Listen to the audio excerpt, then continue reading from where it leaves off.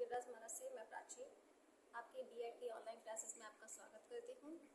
ठीक है, जैसे कि बीएड सेकेंड ईयर की सेकेंड यूनिट कंप्लीट हो चुकी थी। फर्स्ट और सेकेंड यूनिट कंप्लीट हो चुकी है। यूनिट थर्ड से स्टार्ट करते हैं। यूनिट थर्ड का फर्स्ट जो आपका पॉइंट है यूनिट थर्ड का जो शीर्षक है वो है आपका पाठ्यक्रम निर्माण। ठीक है, तो पाठ्यक्रम निर्माण की विशेष आवश्यकता वाले बच्चों के लिए क्या पाठ्यक्रम होना चाहिए, इसका संशोधन कैसे होना चाहिए, उसके बारे में अध्ययन करेंगे। ठीक है,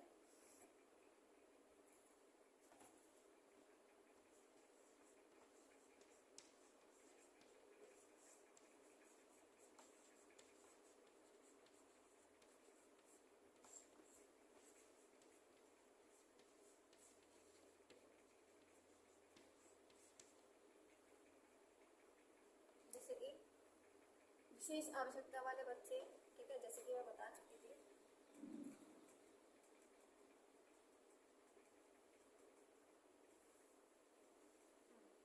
विशेष आवश्यकता वाले बच्चे।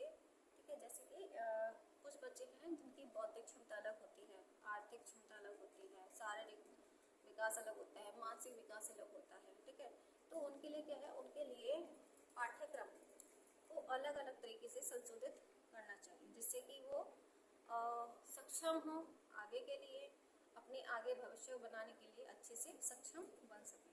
ठीक है, इसके लिए आगे के भविष्य बनाने के लिए सक्षम बन सके, उनको अध्ययन करने में किसी तरह की कोई कठिनाई नहीं हो, किसी तरह कोई परेशानी नहीं हो, जिससे कि उनका जो अध्ययन है, उनका जो सोचने की क्षमता है, सीखने की क्षमता है, वो विकसित हो। ठीक है, इसके लिए क्या करना होता है, इसके लिए विशेष आवश्यकता वाले बच्चों के लिए विशेष पाठ्यक्रम में, मतलब जो सामान्य पाठ्यक्रम है उसमें थोड़ा सा संशोधन करना उचित रहता है जिससे कि वो आगे के लिए बढ़ सके। ठीक है, पाठ्यक्रम में संशोधन का अर्थ ये होता है कि जैसे कि कुछ बच्चे होते हैं कि जो सामान्य बच्चे होते हैं वो सामान्य पाठ्यक्रम को अच्छे से अपने अंतर्मन में ध्यान रख लेते हैं। ठीक है, अध्ययन कर लेते हैं अच्छे से, लेकिन कुछ छात्र ऐसे होते हैं कि कुछ चीज़ों को नहीं पढ़ पाते, समझ पाते, सीख पाते। कुछ ऐसी चीज़ें हैं जिनको उनको समझना सीखना आसान नहीं हो पाता। ठीक है, लेकिन कुछ बच्चे ऐसे होते हैं कि उसी सामान्य अध्ययन को, सामान्य पाठ्य सामग्री को बहुत तीव्र गति से सीख लेते हैं, समझ लेते हैं। ठीक है, तो हर क्षमता के अनुसार, हर किसी व्यक्ति के या बच्चे की क्षमता के अनुसार अपने पाठ्यक्रम को संशोधन कर लेना चाहिए। संशोधन मतलब किसी भी चीज़ में सुधार करना। ठीक है, और इसका जो आपका संशोधन करने का जो मुख्य उद्देश्य ये है कि सभी बच्चे समान रूप से सीख सकें और कोई भी बच्चा शिक्षा से वंचित ना रह सके।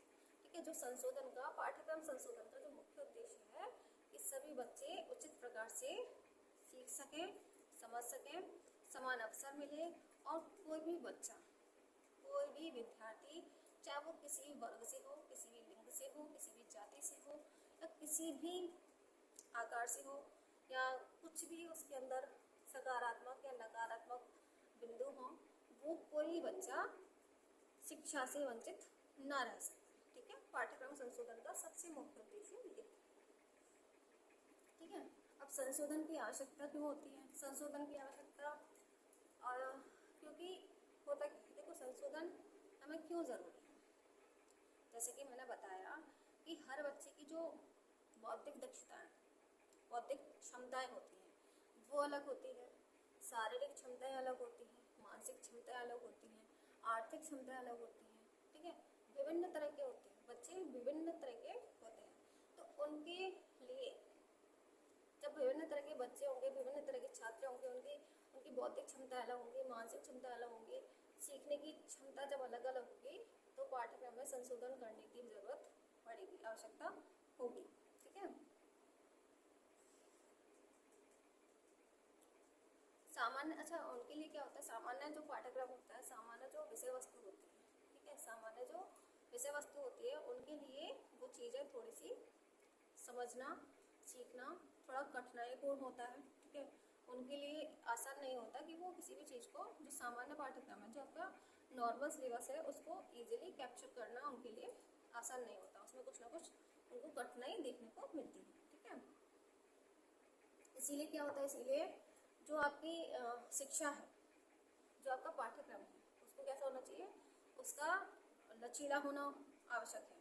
ठीक है, फ्लेक्सिबल होना ज़रूरी है। फ्लेक्सिबल के साथ साथ अनुरूपता होनी चाहिए। ठीक है, अनुरूपता होनी चाहिए, समानता होनी चाहिए। समानता इन द सेंस कि ऐसा नहीं कि जो सब पढ़ना है वैसे ही, बट उससे रिलेटेड, ठीक है, उसका एक दूसरा रूप, ऐसा बोल सकते हैं, दूसरा रूप, ठीक है, होना चाहिए।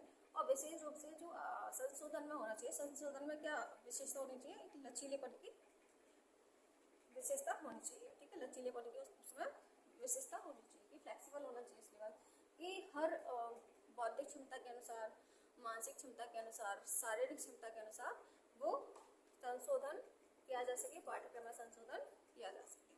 ठीक है,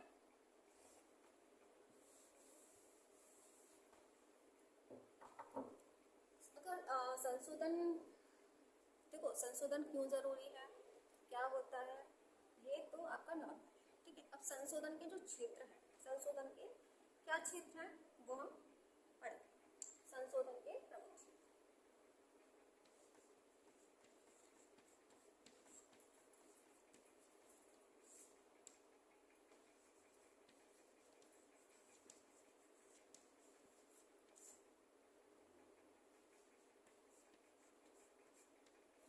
संशोधन के प्रमुख। ठीक है, अब संशोधन में प्रमुख क्षेत्र क्या है, संशोधन में हमें क्या क्या देखना है, कि संशोधन के भी जो मुख्य क्षेत्र हैं वो क्या क्या हो सकते हैं। तो इसमें हो सकता है कि शिक्षण सामग्री में संशोधन हो सकता है। ठीक है, क्या हो सकता है,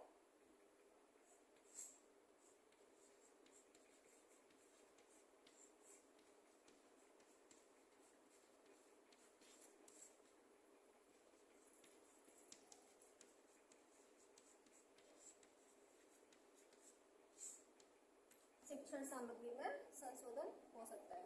ठीक है, जैसे कि किसी भी शिक्षण सामग्री को सरल बनाना, ठीक है, स्पष्ट बनाना, या फिर किसी भी पाठ्यक्रम को या किसी भी शिक्षण सामग्री को चित्रों सहित व्याख्या करना। ठीक है, तो ये क्या है, ये आपको शिक्षण सामग्री में संशोधन है। एक होता है कभी कभी किताबें ऐसी दे दी जाती है विद्यार्थियों को, छात्राओं को ऐसी किताबें दे दी जाती है जिनके ऊपर कोई चित्र नहीं होता। ठीक है, उनकी जो भाषा है वो समझने में थोड़ी कठिनाई देती है, सरल नहीं होती है। ठीक है, कुछ शब्द हैं जिनको कठिन रूप से प्रदर्शित कर दिया जाता है, सरल रूप से उनको प्रदर्शित नहीं किया जाता है।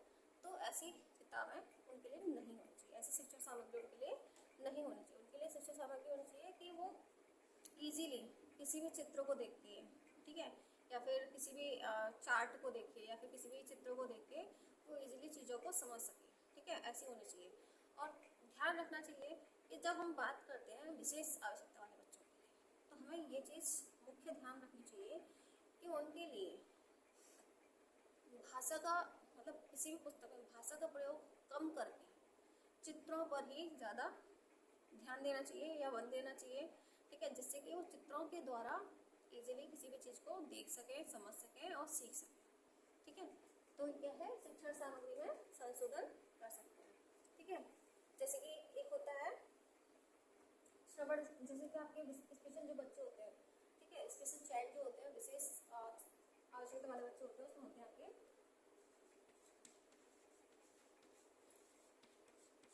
श्रवण बाधित छात्र। ठीक है, क्या होते हैं, श्रवण बाधित बच्चे होते हैं। तो इनके लिए किसका, इनके लिए सांकेतिक भाषा का, किसका, सांकेतिक भाषा का,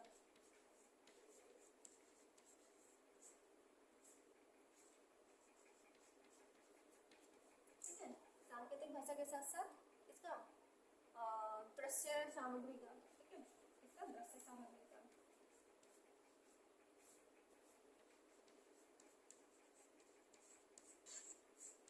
इसके साथ साथ और क्या इस्तेमाल कर सकते हैं, इसका चार्ट का, ठीक है, इसका चार्ट, चित्रों आदि का प्रयोग कर सकते हैं।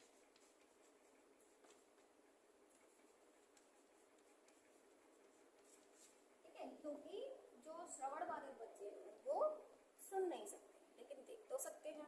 ठीक है, तो उसमें क्या है, उसमें सांकेतिक भाषा, मतलब जो भाषा हाथों भाषाओं के द्वारा जो भाषा बोली जाती है, ठीक है। एक साइन लैंग्वेज जो होती है, जब हम कभी कभी हम भी साइन लैंग्वेज यूज़ कर देते हैं, इधर ऐसे करके कुछ साइन लैंग्वेज यूज़ करते हैं, तो उनका भी एक साइन लैंग्वेज होता है, ठीक है। उसको प्रयोग कर सकते हैं, क्योंकि वो बच्चे देख सकते हैं, सुन नहीं सकते लेकिन देख सकते हैं, ठीक है। तो सांकेतिक भाषा का प्रयोग करते हैं।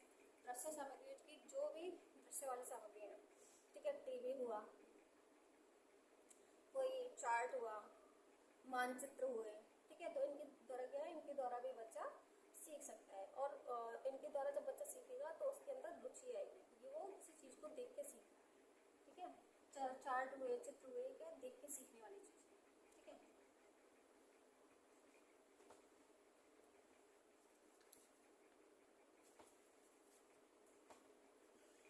इसी में नंबर सेकंड है,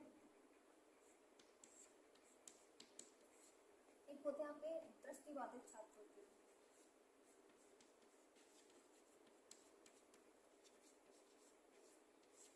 ठीक है। एक होते हैं दृष्टिबाधित जिनको कि दिखाई नहीं देता, जिन छात्रों को दिखाई नहीं देता वो दृष्टिबाधित छात्र में आते हैं।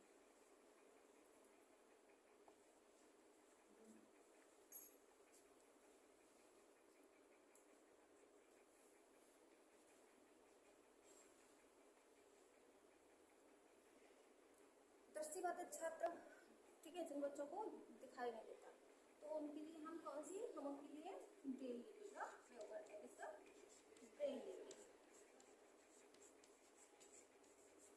इसका प्रयोग करते हैं ब्रेल लिपि, ठीक है। ब्रेल लिपि के साथ में, इसके साथ में क्या हो सकता है, ऑडियो युक्त सामग्री हो सकती है,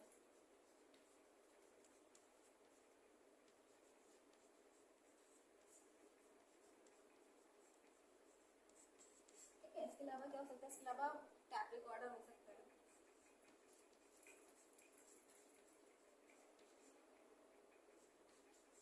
ठीक है। इसके अलावा क्या हो सकता है, इसके अलावा रेडियो हो सकता है,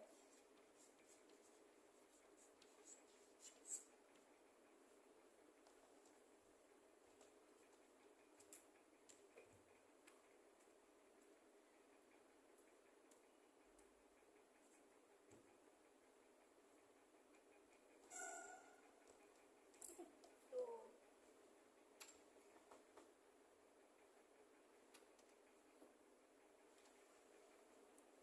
अब दृष्टिबाधित बच्चे हैं, जैसे कि श्रवण बाधित बच्चे हैं, उनको क्या है, उनको सुनाई नहीं देता, ठीक है, नहीं तो वो देख सकते हैं और बोल भी सकते हैं। लेकिन जो दृष्टिबाधित बच्चे जो होते हैं उनको दिखाई नहीं देता, लेकिन वो सुन सकते हैं और बोल सकते हैं, ठीक है। तो उनके लिए क्या है, उनके लिए ब्रेल लिपि। ब्रेल लिपि आपका एक ऐसी लिपि होती है जिसकी पुस्तक पर उभरी हुई होती है, ठीक है। ब्रेल लिपि ऑडियो युक्त, जिसको कि हम अगर छू के पढ़ सकते हैं, ठीक है, छू के उसको अध्ययन कर सकते हैं, ग्रहण कर सकते हैं, ठीक है। ऑडियो सामग्री, जिस भी सामग्री में, जिस भी चीज़ में, जिस भी वस्तु में साउंड हो, जिस भी वस्तु में ऑडियो हो, ठीक है, सुनने लायक जो चीज़ें हो, वो ऑडियो युक्त सामग्री होती है। जैसे कि टैप रिकॉर्डर हुआ, रेडियो हुआ, इनको हम सुन सकते हैं, भले ही देख नहीं सकते बट इनको हम सुन सकते हैं, ठीक है। तो इनका प्रयोग करके हम दृष्टिबाधित बच्चों को पढ़ा सकते हैं, ठीक है। इसके अलावा नेक्स्ट है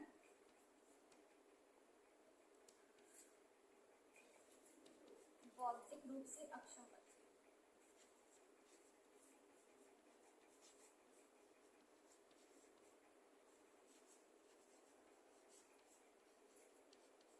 बौद्धिक रूप से अक्षम बच्चे, जो बच्चे बौद्धिक रूप से सक्षम नहीं होते, उनके बारे में है, ठीक है। उनके लिए क्या होना चाहिए, उनके लिए पाठ्यक्रम क्या होना चाहिए, छोटा होना चाहिए और व्यवहारिक होना चाहिए, ठीक है। उनके लिए क्या होना चाहिए, पाठ्यक्रम छोटा होना चाहिए और व्यवहारिक होना चाहिए। व्यवहारिक इन द सेंस कि जो भी विषय वस्तु या जो भी पाठ्य सामग्री हम व्यवहार में ला रहे हैं, ठीक है, डेली जिन चीज़ों को हम करते हैं वो चीज़ें, ठीक है।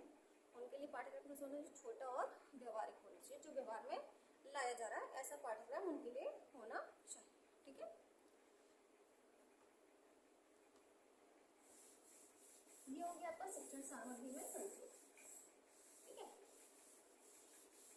इसके अलावा फिर सेकंड आता है आपका शिक्षण विधियों में संशोधन।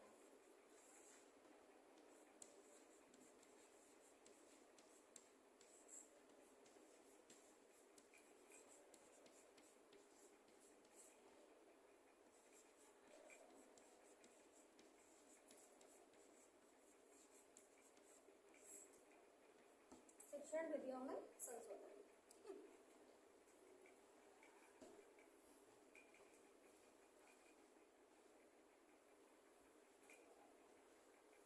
शिक्षण विधियों में संशोधन, जैसे कि बहुत सारी शिक्षण विधियां होती हैं आपकी।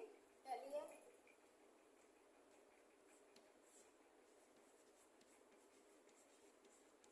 व्यक्तिगत शिक्षण, सेकंड सह अध्ययन शिक्षण या सहपाठी शिक्षण,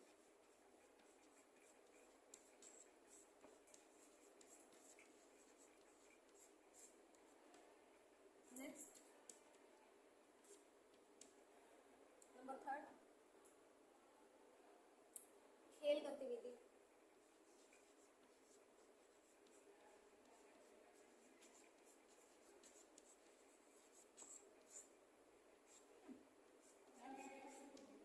नंबर फोर्थ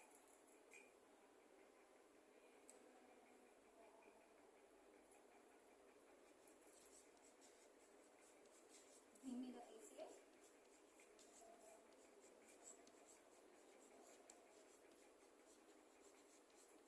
पुनरावृत्ति। ठीक है, ये आपकी चार खेल गतिविधि, इससे ऐसा बोल सकते हो अनुभव आधारित विधि।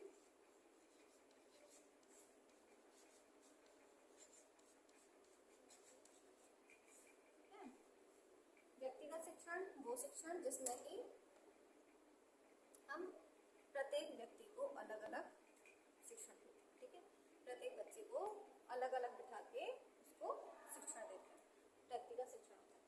सहपाठी शिक्षण, सहपाठी शिक्षण में आपका एक विद्यार्थी दूसरे विद्यार्थी की सहायता करता है या उसके साथ सहयोग करता है। जैसे कि कोई प्रखर बुद्धि वाला बच्चा है, वो धीमी गति वाले बच्चे की सहायता करेगा। ठीक है, अगर उस बच्चे को भी नहीं आ रहा है तो दूसरा बच्चा उसकी सहायता करेगा। तो ये क्या है, यह सहपाठी शिक्षण होता है। ठीक है, कि मतलब एक सहपाठी से दूसरे सहपाठी की मदद करना या सहायता करना या सहयोग करना। ठीक है, नेक्स्ट खेल गतिविधि व अनुभव आधारित गतिविधि। खेल गतिविधि जिसमें कि हम खेलों के द्वारा शिक्षण ग्रहण करते हैं, अध्ययन करते हैं, पढ़ाई करते हैं। ठीक है, या कुछ सीखते हैं। ठीक है, ये जो गतिविधि है खेल गतिविधि, ये किस पे अनुभव पे आधारित भी हो सकती है। किस पर आधारित? अनुभव पर आधारित हो सकती है। कि हमने कोई भी काम पहले किया, फिर वही काम अगर हम दोबारा करेंगे तो हमें याद रहेगा कि हमने पहले क्या काम किया था, कैसे किया था, क्यों किया था, सफलता मिलती, असफलता मिली थी, अगर सफलता मिली तो कैसे मिली थी, असफलता मिली थी तो किस कारण की वजह से मिली थी। तो ये चीज़ें हमें आगामी टाइम पर जब हम किसी भी कार्य को करेंगे या किसी भी चीज़ को करने की कोशिश करेंगे तो आगामी टाइम पर हम उस चीज़ को समझ सकते हैं। ठीक है, आगे हम उन चीज़ों में सुधार करेंगे। तो ये खेल विधि पर आधारित धीमी गति से पुनरावृत्ति, कि पाठ्यक्रम को दोबारा, पुनरावृत्ति मतलब दोबारा। ठीक है, पुनरावृत्ति मतलब दोबारा, किसी भी अध्ययन को दोबारा से धीमी गति से लेके चलना। एक टाइम था जब हमने किसी भी पाठ्यक्रम को तीव्र गति से पूरा कर दिया, लेकिन उसी पाठ्यक्रम को दोबारा से धीमी गति को लेते हुए उसको दोबारा अध्ययन करना। ठीक है, ये हो गई आपकी शिक्षण विधियाँ। नेक्स्ट इसके अलावा थर्ड है आपका मूल्यांकन में संशोधन।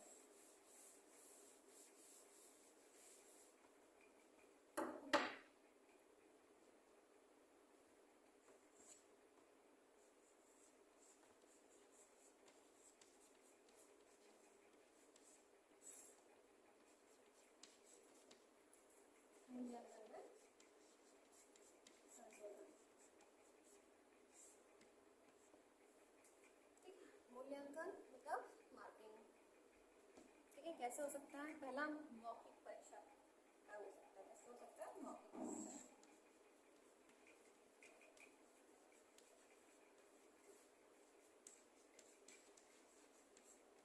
मौखिक परीक्षा का। ठीक है,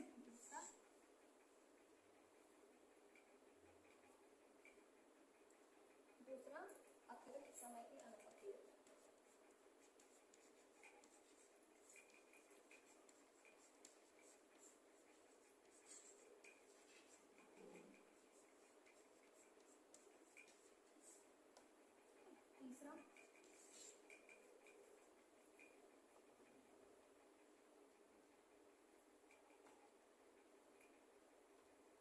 वस्तुनिष्ठ प्रश्नों का उपयोग।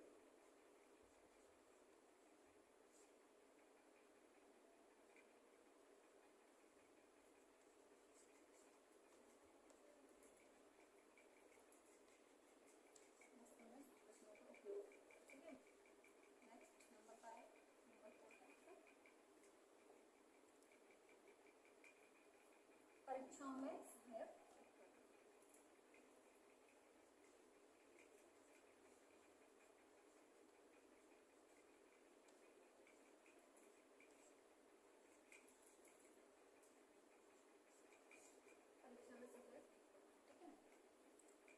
अब हम बात कर रहे हैं मूल्यांकन में संशोधन।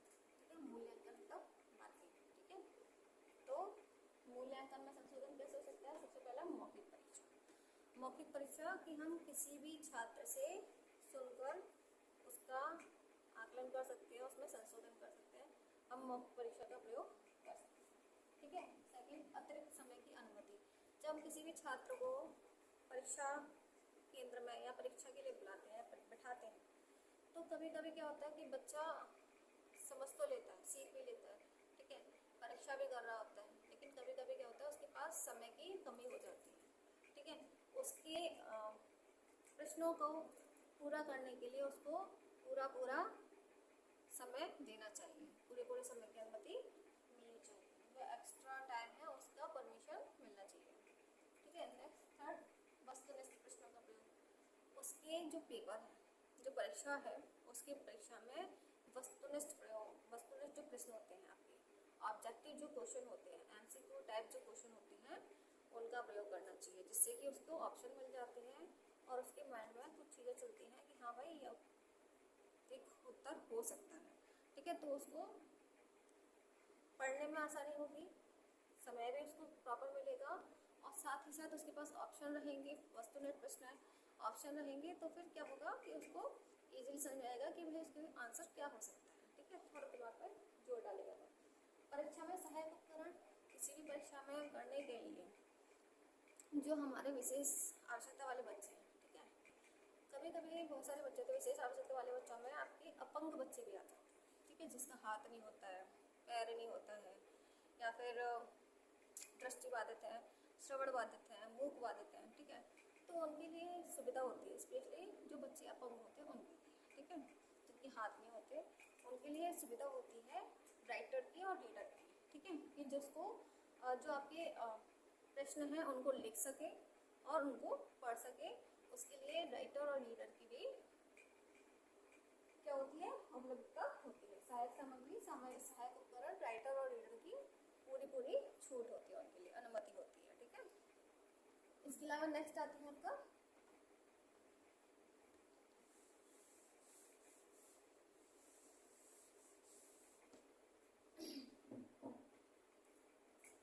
भौतिक व सामाजिक वातावरण में संस्कृति।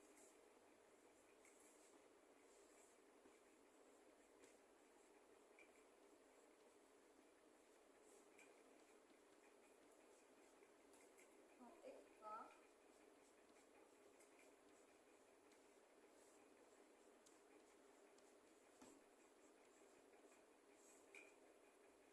सामाजिक वातावरण में संशोधन।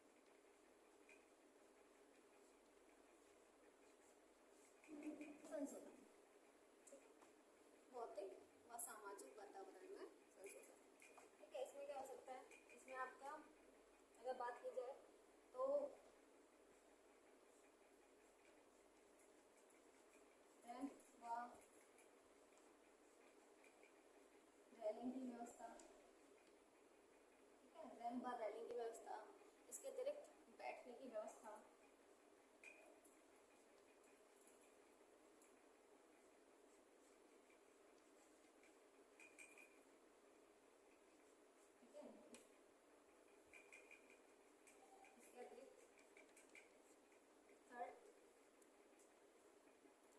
शिक्षकों का विशेष प्रशिक्षण।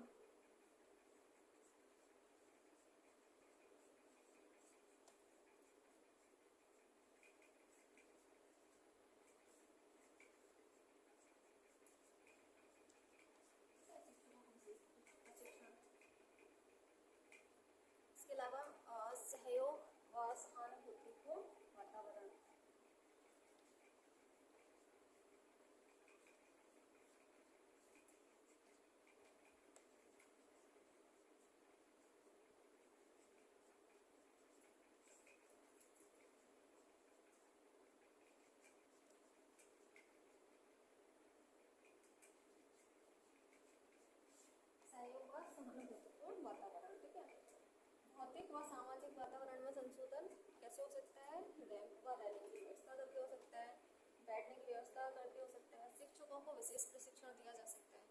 ठीक है, और सहानुभूतिपूर्ण वातावरण हो सकता है। ठीक है,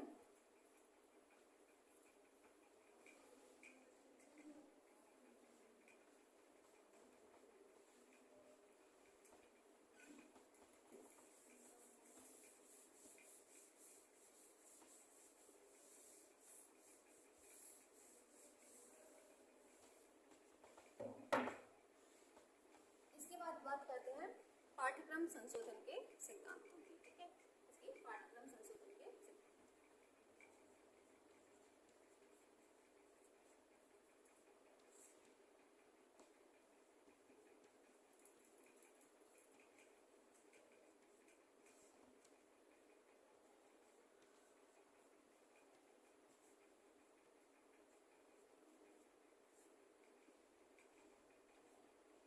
पाठ्यक्रम के संशोधन के ठीक,